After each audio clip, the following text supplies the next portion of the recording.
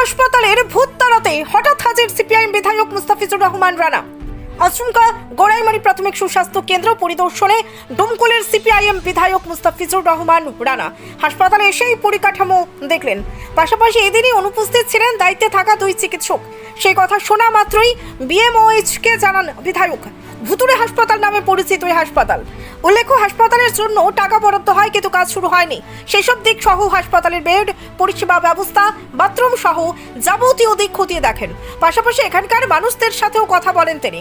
এখান থেকে সরাসরি যাবেন ভগীরথপুর হাসপাতাল, সেখানে চিকিৎসকদের সঙ্গে কথা বলে বিভিন্ন অভাব, অভিযোগ এবং পরিকাঠামো নিয়ে বিএমওএইচের সঙ্গে আলোচনা করবেন।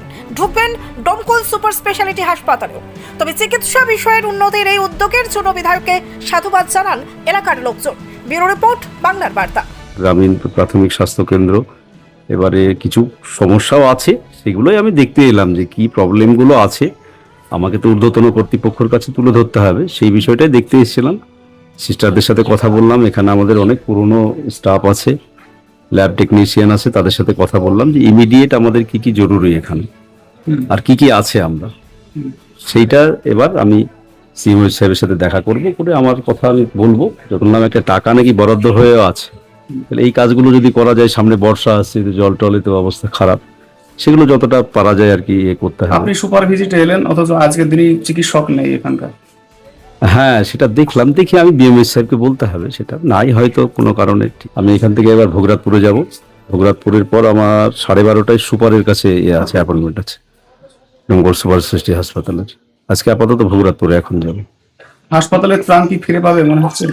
না, চেষ্টা করতে হবে সবাইকে। এবারে প্রাণ ফিরে তো পেতে হবে, কারণ হচ্ছে যে এগুলো তো দেখতে হবে।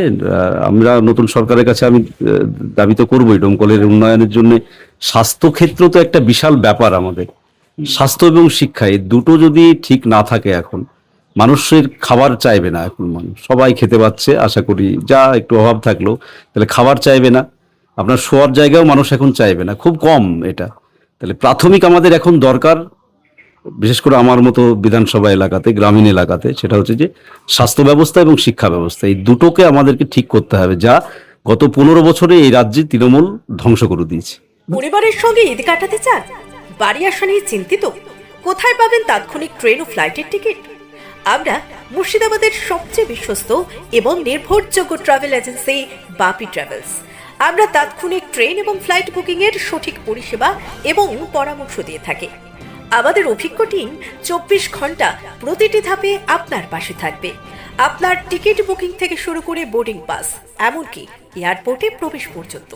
তাহলে আর দেরি না করে আপনার যাত্রাপথকে আগের চেয়ে আরও সহজ ও নিরাপদ করতে আজ যোগাযোগ করুন আমাদের সাথে। আমাদের ঠিকানা ডোমকল বাস স্ট্যান্ডের নিকট, মুর্শিদাবাদ। যোগাযোগ নাম্বার 9134343408 অথবা 9775750808।